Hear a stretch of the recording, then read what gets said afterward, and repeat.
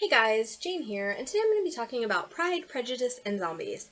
For anybody who's not aware of what this is a book that takes the original Pride, Prejudice text and adds a zombie subplot, if you will. It is mostly the beats of Pride and Prejudice, except that Elizabeth is now a zombie hunter, and so is Darcy, and so is, everybody. So yeah, it's interesting. I buddy read this with my brother, and he loved all the non-Austen stuff and didn't care for the original Austen stuff. A lot of the Austen is still there. There's still a lot of talk about balls and all of the classic lines, most of the classic lines I assume, from Austen. Now I will admit, I have not read the original Pride and Prejudice. I've seen the movies, so a lot of it I recognize. I do now want to read Pride and Prejudice just to see how different it was from this. But this was hilarious. It brings a lot of humor, it brings a lot of craziness and zaniness. If you are going into this, though, don't take it too seriously. Because there's a lot of things that if you step back and have a good thought about it, you might not love so much. I overall did like it. I liked the zaniness, I liked the wackiness, but there were a couple flaws that I did want to mention. The first being that it is excessively I shouldn't say graphic. There are some moments where it's kind of graphic, but the characters themselves have a very killer mindset, which is something I didn't love.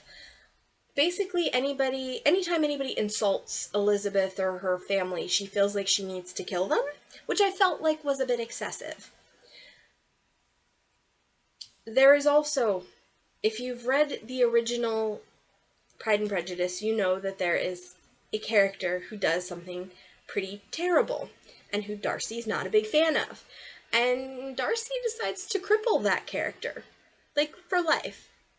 And I kind of had an issue. I had some issues with that. I felt like that wasn't okay. So there are things like that I thought weren't great about this book. I haven't read the sequel or the prequel, so I have a lot of questions about this world, but I'm sure when I read the other books in the series, I will know more. But for what it was, I found it highly entertaining and well written and fun, and it did make me want to read the original Pride and Prejudice, so I loved that part of it too. The humor in this book is great. I don't know how much of it is Austen, and I don't know how much of it is brought in from this person. There are quite a few dirty jokes. And I was like, I don't know if those are Austen or not. But my brother had sent me a message while we're reading this, and he's like, I'm so tired of them talking about balls. And balls, obviously he meant dancing. But there'd been several testicular jokes in here. I'm like, it does seem like there's a lot of talk about that, doesn't it, for a Victorian novel? He's like, I meant the dancing ones. There's some really funny, dirty jokes in here, and just jokes in general. And again, I haven't read the original Austen. I don't know how much of that is from her work. I see her as being very proper and prudish, so I wonder how many of the double entendre stuff is added by the author. But I really, really had a good time with this book. It does follow basically the whole Pride and Prejudice plot. There's not a lot of variation. There are a couple variances, with characters getting killed that weren't killed in the original book. A couple people get zombie disease thing. So, one of the things I really did not like, though, and I'm going to read you the very last line of the book. And I did not care for it. Actually, I'll read you the last paragraph. Like so many before it, her ladyship's serum proved folly, for while it slowed some effects of the strange plague, it was helpless to stop them all. So, the Miss Catherine de Borgio, or whoever it was, Darcy's aunt, she's made a serum, and it's not preventing zombies. Anyway, England remained in the shadow of Satan. The dead continued to claw their way through crypt and coffin alike, feasting on British brains.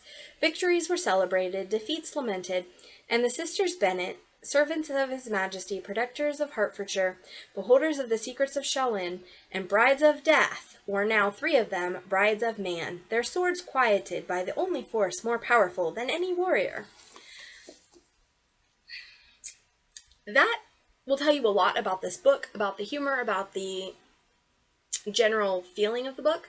But I hated that last line because I feel like it puts Elizabeth's training and abilities in a place of, well, that would only be important if she wasn't married. And there is kind of that sense of, well, once she marries, she'll have to give up zombie hunting, her and her sisters. And that really bugs me, to be honest. Like, that's sexist to me. And again, for a Jane Austen novel, that's probably exactly the point, to mix that bit of sexism in with that. Because for the times, it probably is true. Like, if you're a Shaolin warrior, you can't get married, because if you do, you're a wife and you have no business killing zombies. But I was really mad at that sexism, because it implies that,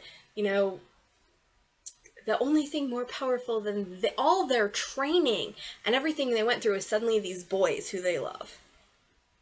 All that training, all the years of training, all the zombies they've murdered, all the shit they've done is now no longer important because they have husbands?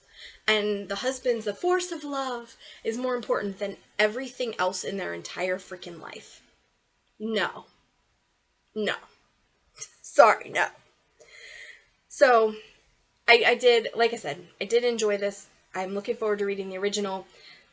If you don't read this too closely, if you read it as a satire, as a humorous book, it's a lot of fun. Don't take it too seriously, though. It's not meant to be taken seriously, and if you take it too seriously, you're probably going to have other issues with things like that.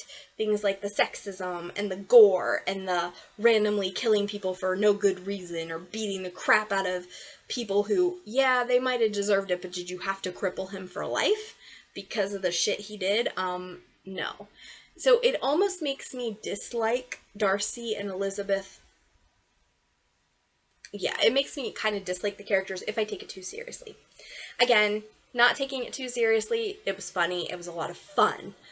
It was a good read for what it is, as a satire, as a humor. If you love Elizabeth and Darcy, this may not be the book for you because they were real jerks in it. So, alright guys, that has been my thoughts on that. I do plan on reading the prequel and the sequel, so I'll let you know how they are. Let me know below if you've read them, if you like them, if you read any of the other books in the series, which ones I should definitely read, and which ones, maybe are a waste of my time. Please like and subscribe if you have not already. My social media is below if you would like to connect with me. Also, just so you know, I'm a writer. I write books, particularly romances. So if you enjoy romances, please check out my books. They're basically everywhere books are sold. Amazon, Barnes & Noble, Smashwords, Kobo, etc. I do have a couple in Kindle Unlimited, so if you are part of that program, please read them for free. Have a good day, guys. Thanks. Bye.